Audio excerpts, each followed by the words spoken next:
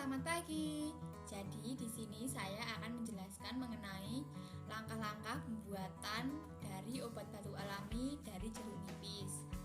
Pasti pada penasaran ya? Langsung saja kita simak langkah-langkah berikut ini.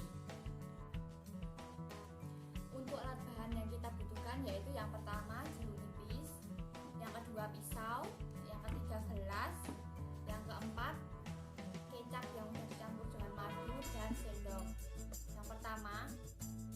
Langkah pertama kita akan membelah jeruk nipis menjadi dua bagian.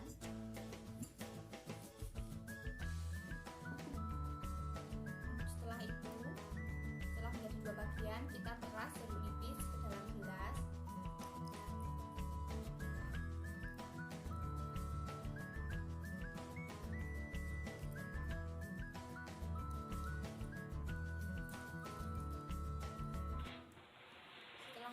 Setelah semua jeruk nipis diperas, sekarang kita campurkan dengan madu yang sudah dicampur dengan sedikit kecap, 1 sendok makan saja ya. Kita masukkan ke campuran jeruk, lalu kita aduk-aduk. Nah, setelah itu obat batuk alami dari jeruk nipis siap diminum.